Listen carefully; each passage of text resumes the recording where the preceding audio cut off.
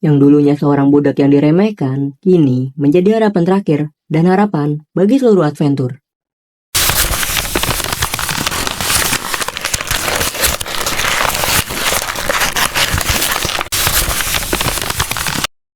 Halo, kembali lagi bersama Aidi Vanwa. Pada kesempatan kali ini, gue akan menceritakan di mana era ketakutan, keputusasaan, dan kesengsaraan saat di mana semuanya ambruk, dan era di mana semua orang menyerah untuk melawan. Tapi, ada satu adventur yang tidak menyerah hingga akhir, yaitu El Paum, sang adventur terakhir.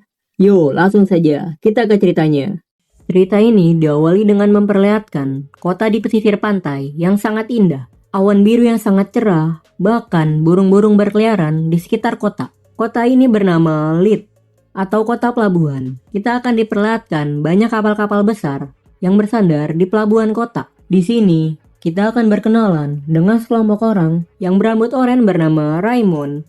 Di samping Raymond berbadan besar, berambut putih bernama Walker, berbadan besar menggunakan kupluk bernama Teron, dan wanita di sampingnya bernama Charlotte. Gua akan prolog sedikit. Penyebutan adventure di sini mirip dengan Hunter ya. Era di mana adventure dari penjuru dunia memulai perjalanan mereka dan menjadi pahlawan di ceritanya masing-masing. Gate disebut juga sebagai Maple World. Ada banyak monster yang mengerikan. Tidak bisa dibayangkan bentuk dan wujud kekuatannya. Tidak terhitung jumlah adventure yang mati saat menjaga Gate demi mencari item kuat dan berharga mahal. Mereka berempat sedang melakukan diskusi untuk memasuki sebuah gate. Walker memberi usulan. Kita tidak punya rencana apapun sebelum tahu isi gate. Sudah banyak adventure yang tewas karena variabel tak terduga. Itulah kenapa kita perlu budak untuk dijadikan sebagai umpan. Charlotte menjawab. Jadi, kita perlu seseorang untuk mengalihkan perhatian monster supaya kita bisa kabur. Aku setuju. Rencana itu bagus juga. Walker sendiri telah sampai di pasar budak yang dikelola oleh Gapor Merchant Union. Walker berbincang-bincang dengan pihak pengelola. Pengelola berkata, kualitas budak-budak di sini sangat bagus. Aku merekomendasikan mereka. Pihak pengelola menunjuk ke arah dua budak yang sedang ditahan penjara besi. Tanpa basa-basi, Walker langsung menuju dan deal. Aku akan mengambil keduanya. Memperlihatkan mereka berenam bersiap-siap untuk memasuki sebuah gate berwarna merah. Walaupun para budak cuma umpan, tapi mereka juga dikasih sebuah senjata, tombak dan belati. Kalau dilihat dari lokasinya, kemungkinan ini gate ada di tengah-tengah hutan. Sebelum masuk ke dalam gate, Walker mengecek pintu pilar gate. Tidak ada goresan di pintu pilar, yang berarti gate ini baru dan belum pernah ada orang yang memasukinya. Walker juga bilang bahwa salah satu dari kita, jika ada yang keluar duluan dari tempat ini, tolong tandai pilar tersebut. Walker menggores pilar gate, yang berarti ini gate jadi milik kita. Kalian semua sudah siap kan? Ya, ayo kita pergi.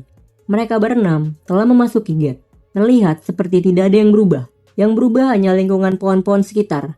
Raymond berkata, sensasinya benar-benar aneh. Mereka berenam terdiam takjub melihat tanaman jamur yang super besar, mengeluarkan semacam cahaya biru seperti kunang-kunang. Tidak perlu khawatir, ayo kita terus jalan. Gate biasanya terbentuk di lokasi yang jauh dari habitat monster. Jadi seharusnya kita masih aman sekarang. Tapi kita tidak bisa menggunakan gate yang sama untuk keluar. Jadi kita perlu mencari exit gate-nya terlebih dahulu, kata Walker. Charlotte sempat menengok ke belakang karena merasa ada yang mengikutinya dari belakang. Ternyata pas dia nengok, langsung dicaplok guys palanya. Charlotte pun mati dengan kondisi badan yang setengah. Bejir, mana bentukan monsternya serem. Mereka berlima langsung merespon kaget. Kenapa ada monster di dekat pintu masuk gate? Mereka berlima tidak sempat berduka atas kematian Charlotte. Karena setelah melihat sekitar, ternyata para monster telah mengepung mereka dengan jumlah yang sangat banyak. Walker menyiapkan panah busur api yang bersiap untuk menembak. Fire arrow! Busur api melesat dengan sangat kencang mengenai monster yang melahap Charlotte dan berhasil membunuhnya. Walker memberi perintah. Ada yang salah. Ikat umpannya ke pohon. Kita harus pergi dari sini. Salah satu budak memohon untuk ikut pergi bersama. Raymond mulai mengikat rantai pohon dan Teron mengancam budak tersebut untuk diam, tinggal di sini sebagai umpan. Gua respect sama Raymond. Walaupun ia jahat, manfaatin orang, ia sebelum berangkat sempat-sempatnya minta maaf sama ini budak karena ninggalin mereka sebagai umpan. Walker menyuruh mereka berdua untuk lari. Para monster mulai mengerumuni budak. Terlihat salah satu budak telah ditikam oleh monster. Mereka bertiga telah berlari menjauh. Ternyata Walker menggendong mayat Charlotte cuy. Solid juga pertemanan mereka. Walker berkata, gate ini gagal total. Lupakan penyelesaiannya. Kita harus segera pergi mencari exit gate-nya. Raymond bengong dengan muka ketakutan. Sadarlah Raymond. Dia bilang untuk sadar, jangan bengong begitu. Dasar brengsek. Dengarkan ucapan Walker. Tenanglah, hari ini kita memang gagal. Tapi kita harus terus bersiap untuk besok. Jangan menyerah dan fokus saat ini. Kita semua akan kabur dari sini. Teron baru mengeluarkan bacotan no jutsu. Ternyata di belakang Teron ada monster yang sangat besar dan dengan cepatnya melayangkan pukulan hingga mengepret Teron. Teron pun mejret. Banyak organ badannya yang hancur. Walker mulai merapalkan skill mana api di tongkat magicnya.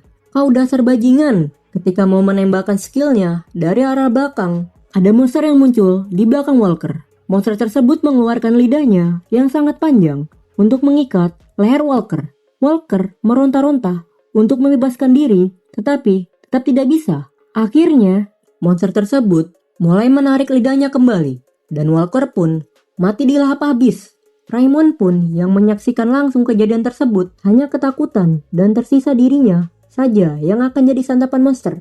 Setelah selesai mengunyah tubuh Walker, monster tersebut mulai membuka mulutnya dan menggigit kaki belakang Raymond. Dimakan secara perlahan-lahan jir, sadis juga ini monster.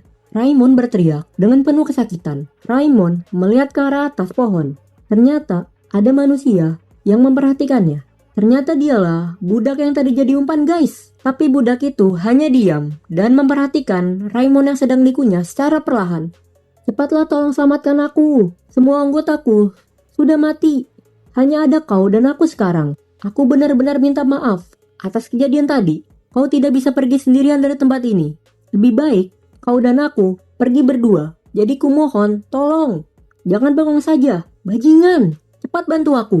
Budak hanya tersenyum dan turun dari pohon. Wah, bagaimana ya? Sepertinya aku sudah terlambat. Raymond sudah dikunyah habis. Hingga hanya tersisa leher dan tangan kanannya. Dasar bajingan, kau pikir kau bisa keluar dari tempat ini? Yang mati berikutnya. Belum selesai kata-katanya, Raymond sudah habis ditelan. Monster pun tersenyum melihat ke arah budak. Monster telah bersiap dan berlari kencang ke arah budak. Budak mulai berkata, aku tidak akan mati. Budak mulai mengangkat tombaknya dan tiba-tiba perut monster telah tertembus bolong. Dengan gerakan super cepat menggunakan tombak dari budak, monster pun mati tanpa bisa merespon. Budak mengangkat poninya dan berkata, karena tempat ini bukanlah makamku. Gua kira mereka berempat tadi MC anjir, ternyata cuma NPC anjir. Di sini, kita akan diperlihatkan flashback kehidupan budak. Terlihat keadaan gate yang sudah diambang kehancuran. Gunung-gunung di sekitar mengeluarkan asap yang sangat mengebul. Seakan mau meletus, budak terlihat memimpin sebuah kelompok partian. Monster-monster berbentuk naga mulai menghampiri partian budak dengan jumlah yang sangat banyak.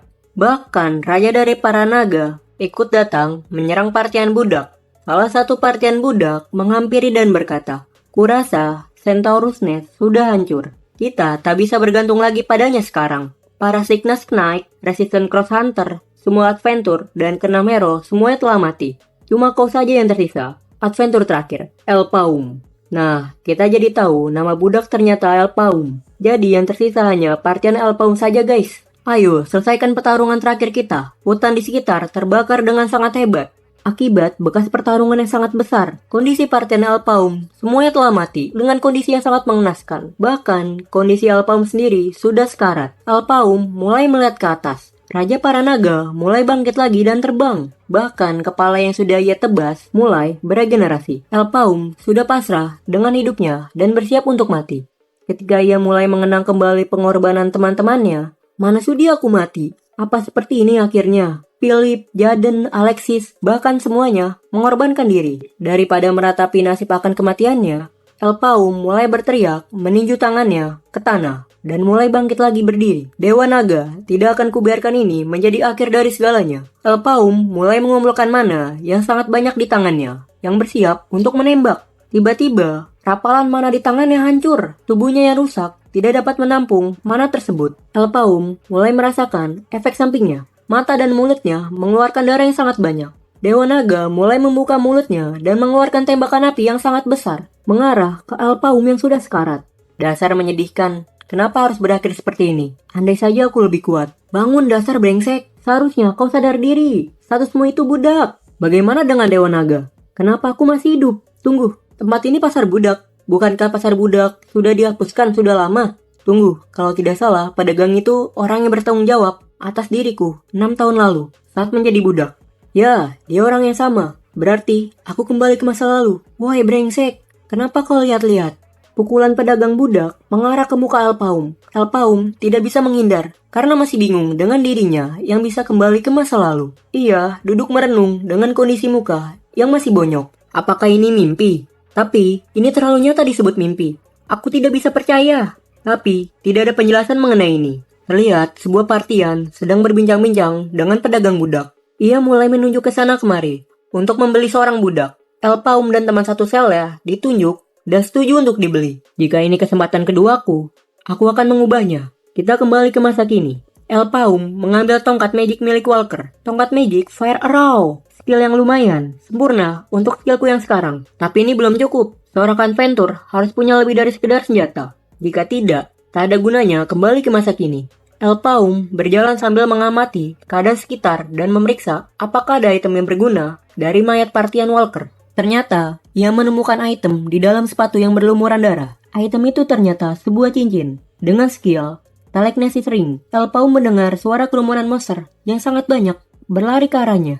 Apa mereka mencium bau darah? Para monster telah mengepung Alpaum. Mereka menyerang secara serentak dan sangat barbar. Alpaum mulai menggerakkan tombaknya secara cepat. Serang-sereng. Perut monster pun bolong tanpa bisa merespon. Dari belakang Alpaum, ada monster yang menjulurkan lidah ke arahnya. Lidah tersebut dapat ditahan dengan menggunakan tombaknya. Tapi, tombak tersebut tidak kuat menahan cengkeraman lidah monster. Dan akhirnya, tombak itu pun hancur. Kondisi muka Alpaum sedikit panik akibat tombaknya hancur. Dari belakang dirinya, monster dengan rahang yang sangat besar mulai mengeluarkan gigi taringnya dan bersiap untuk mencaplok Alpaum.